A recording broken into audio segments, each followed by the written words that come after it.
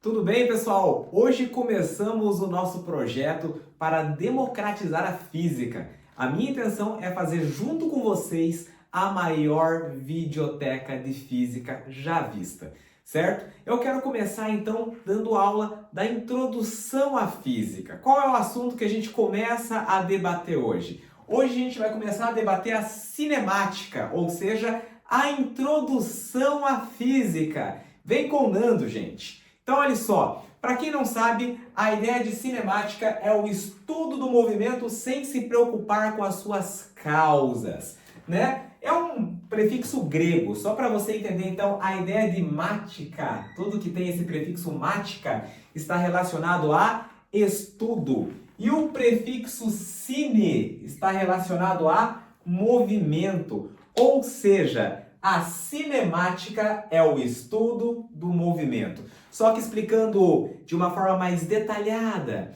a cinemática é o estudo do movimento sem se preocupar com as suas causas. Lá na frente, daqui a alguns vídeos, daqui a algumas aulas, nós veremos a dinâmica. O que vai ser a dinâmica? A dinâmica vai ser outro ramo da mecânica, desculpe, acabei não falando para vocês, né? A cinemática é o primeiro ramo da mecânica que a gente vai estudar, a dinâmica vai ser o segundo. A dinâmica vai ser o quê? O estudo do que causa um movimento. E a gente vai ver que o que causa um movimento é uma força. Ou seja, a dinâmica é o estudo da força. Aqui, se a gente vai estudar a cinemática, nós vamos estudar o movimento sem se preocupar com o que causa ele. Ou seja, aqui a gente ainda não estuda as forças. Lá na frente, na dinâmica, nós faremos o estudo das forças, das leis de Newton e tudo mais. Bom, então essa aqui é a ideia. E aí, hoje é uma aula puramente conceitual, certo? Eu vou bater muito com vocês no método ITC, que é o método que eu desenvolvo aqui de ensino, que é o método da interpretação, teoria e o cálculo. Cara, você tem que saber a teoria para você mandar bem em física. E depois que você mandar saber a teoria, o que você tem que saber? Interpretar os problemas, para daí sim, só depois, desenvolver os cálculos e entender as fórmulas com tranquilidade. Então, basicamente, essa é a nossa ideia. Bom, vamos lá começando, né? Hoje a gente vai falar sobre referencial. Você já deve ter ouvido pelo menos alguma vez falar disso em física. Você é estudante que já assistiu aulas de física no ensino médio ou que está fazendo um cursinho se preparando para o vestibular, né? Vem aquele velho papo. Em física, tudo depende do referencial. Como assim, Nando? O que é o tal do referencial? Cara, eu vou traduzir para você de uma forma muito simples. Referencial na física é o ponto de vista, certo? Depende do ponto de vista, depende de quem está observando. Eu posso observar algo acontecendo de uma maneira e outra pessoa, num outro ponto de vista, ou seja, num outro referencial de observação, pode observar o mesmo acontecimento de uma outra forma. Quais são os conceitos na física que dependem desse referencial? Vamos lá. Primeiro conceito é o seguinte: você classificar um objeto como sendo um corpo extenso ou uma partícula, também chamada de ponto material, vai depender do referencial de observação. Você dizer se um corpo extenso ou se uma partícula ou ponto material estão em movimento ou em repouso, também vai depender do referencial de observação. Nando, o que você está querendo dizer? Eu estou querendo dizer que referenciais diferentes podem observar para o mesmo objeto, para o mesmo corpo ou para uma mesma partícula, situações diferentes. Eu posso enxergar no meu referencial um objeto em movimento e você pode enxergar no seu referencial o mesmo objeto no mesmo instante em repouso. Ou seja, o conceito de movimento e repouso em física é um conceito relativo. Por quê? Porque ele depende do referencial de observação. Nós também veremos que a trajetória descrita por um corpo ou por uma partícula também vai depender do referencial de observação. Referenciais diferentes podem observar para o mesmo corpo em movimento, trajetórias diferentes. Nando, você está querendo me dizer que eu posso enxergar um corpo ou uma partícula se movimentando em linha reta e outro referencial pode enxergar ele fazendo uma curva? Exato, e eu vou te dar um exemplo disso ainda hoje. Bom, vamos começar debatendo a ideia de corpo extenso ou partícula, diferente de partícula. Primeiro, em física, deixar esse recado bem importante para você, em física, a gente não costuma utilizar a nomenclatura corpo extenso. A gente costuma simplesmente falar corpo. Então tem muitas situações que o objeto em física é chamado de corpo. O nome correto é corpo extenso, mas a gente costuma chamar só de corpo. E tem muitas situações que o objeto em física ele é chamado de partícula. E partícula é a mesma coisa que ponto material. Então, se você pegar no futuro um exercício de física lá da tua prova do colégio, ou de um vestibular, ou do Enem, e tiver escrito partícula ou ponto material, é a mesma coisa. Que, por sua vez, é diferente de corpo extenso. Mas a jogada é um mesmo objeto, dependendo do referencial de observação, pode ser considerado um corpo, mas também pode ser considerado uma partícula ou ponto material. É o referencial de observação que vai me dizer isso. Exemplo, dá uma olhadinha aqui, ó. No meu exemplo, primeiro, deixa eu explicar esse desenho aqui. Eu apresento a vocês o meu carrinho, né? Vamos batizar ele, é o Nando Móvel. Para quem é meu aluno já conhece aí de longa data esse meu carrinho. E a ideia é a seguinte, qual é a proposta? Eu quero estacionar esse meu carrinho na rua. Eu estava lá dirigindo, avistei uma vaga de estacionamento e eu quero saber se o meu carro cabe nessa vaga ou não. Bom, primeiro, eu tenho que conhecer meu carro, tenho que saber quais são as dimensões dele. Isso vai facilitar dizer se ele cabe na vaga ou não. Bom, o meu carro é um carro simples, é um carro econômico, é um carro que cabem ali 5 pessoas apertadinhas, né? Na verdade, cabem 4, 2 na frente, 2 atrás, mas se apertar, cabem 3 atrás. O meu carro ele tem 3 metros de comprimento e 2,4 metros de largura. Bom, é uma vaga comum de estacionamento aqui na capital de Curitiba. Eu olhei, fui lá, manobrei, opa, deu para estacionar, coube. Mas antes mesmo de manobrar eu já sabia que cabia. Era uma vaga comum de estacionamento no centro de Curitiba. O meu carro tem quais dimensões? 3 metros de comprimento, 2,4 metros de largura. É um carro roxo. Falei, cabe. Beleza. Aí, esse mesmo carro, qual que é o carro mesmo? Meu carrinho roxo, meu carrinho popular, meu carrinho pequenininho, de 3 metros por 2,40. Eu vou fazer uma viagem com ele. Eu vou com ele de Curitiba até o litoral. E de Curitiba até o litoral, eu vou percorrer 120 quilômetros num intervalo de tempo de 2 horas. E a minha dúvida é, qual será a velocidade média desenvolvida pelo meu carro? Bom, na primeira situação, faz diferença eu saber se o meu carro ele é pequeno ou grande? Se ele é um hatch ou se ele é um sedã? Faz diferença saber que ele tem 3 metros de comprimento por 2,4 de largura para saber se eu consigo estacionar ele na vaga ou não? Faz. Ou seja, na primeira situação, para resolver o meu problema, que é estacionar ele na vaga, conhecer as dimensões do carro fazem toda a diferença. Na segunda situação, eu quero saber minha velocidade média de Curitiba até o litoral paranaense. E eu vou percorrer 120 km em 2 horas. Fazia diferença saber que o meu carro era roxo, saber que o meu carro era pequenininho, que ele cabe 5 pessoas, que ele tem 3 metros de comprimento por 2,40? Não faz diferença nenhuma. Se fosse uma carreta, se fosse uma moto e percorresse os 120 km por 2 horas, as dimensões do carro não iam interferir em nada. Ou seja, no cálculo aqui da velocidade, não me importa as dimensões do carro. Mas na hora de colocar ele na vaga, aí as dimensões dele passam a ser relevantes. E a ideia é a seguinte, é o mesmo carro. Toda situação em que conhecer as dimensões do objeto é algo relevante na hora de resolver um problema, eu falo que esse objeto comporta-se como um corpo extenso.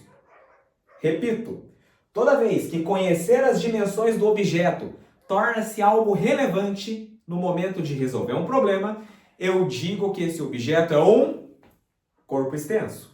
Mas, se conhecer as dimensões do objeto são irrelevantes na hora de resolver o problema, veja, meu problema aqui, ó, no segundo exemplo, é calcular a velocidade do carro. Aí ele andou 120 km em 2 horas, ele andou 60 km por hora, pronto, achei a velocidade. Eu precisava saber que o meu carro era roxo? Não.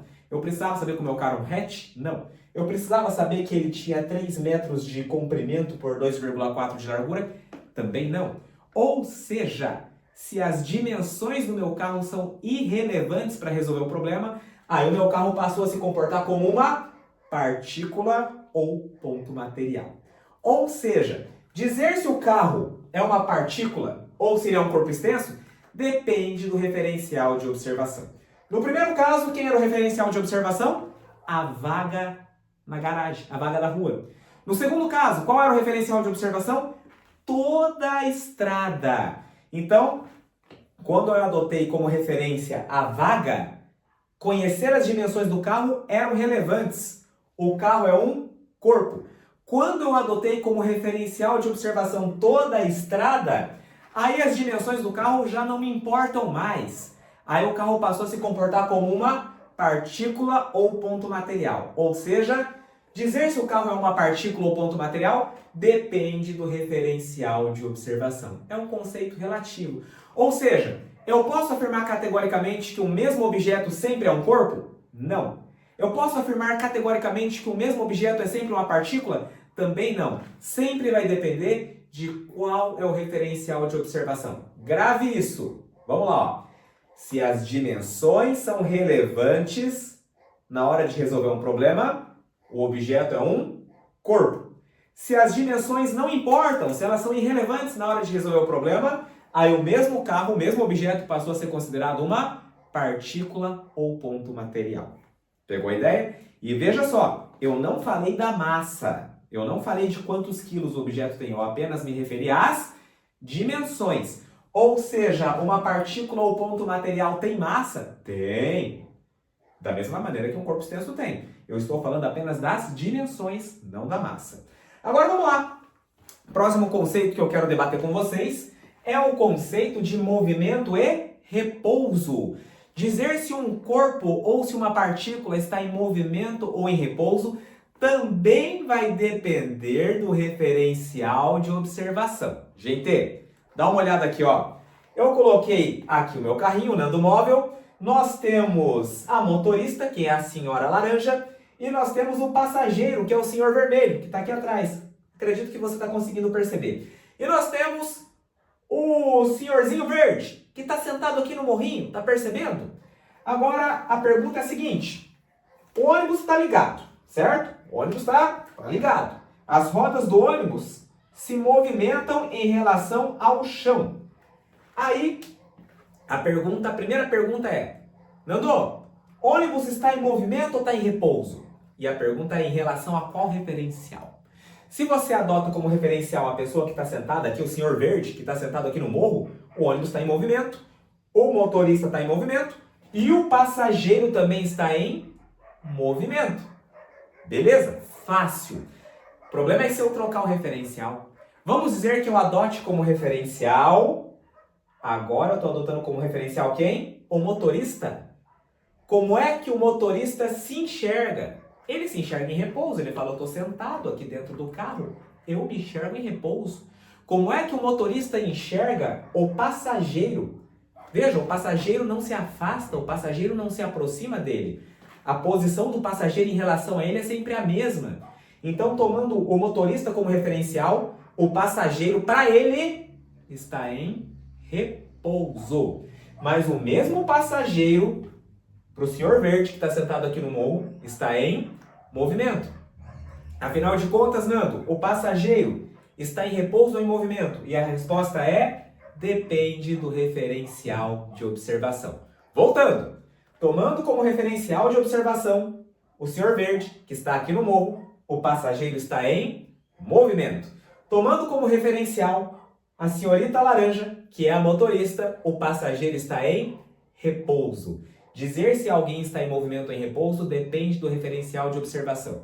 Como a posição do passageiro varia ao longo do tempo em relação ao senhor verde, então, para o senhor verde, ele está em movimento.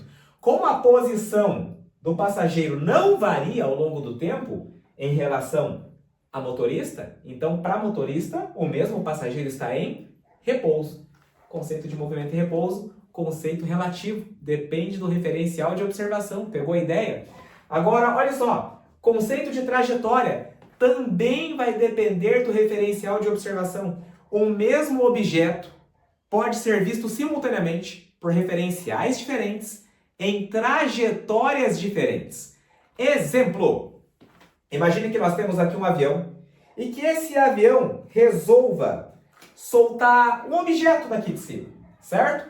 A pergunta é, qual é a trajetória descrita pelo objeto durante a queda? Segundo, despreze o efeito de resistência do ar. A ideia é a seguinte, quem está aqui, ó, imagine que tem uma pessoa aqui no chão. Essa pessoa que está aqui no chão, como é que ela vai enxergar o objeto sendo atirado pelo avião? Numa trajetória parabólica. Por que ela enxerga a trajetória parabólica? Porque ela vai enxergar duas coisas acontecendo simultaneamente. Ela vai enxergar o objeto saindo do avião. Como o objeto sai do avião com a mesma velocidade que o avião, o objeto vai para frente. E ao mesmo tempo o objeto faz o quê? Ele desce, ele cai devido à presença da força da gravidade que puxa ele para baixo. Então a composição desses dois movimentos vai dar ao objeto uma trajetória parabólica. Mas fala, Nando, mas todo mundo enxerga isso. Enxerga isso quem está aqui, ó, na Terra. Adotando como referência uma pessoa aqui na superfície da Terra, ela enxerga o objeto saindo do avião em trajetória parabólica. E uma pessoa que está no próprio avião, como é que ela enxergaria o objeto caindo?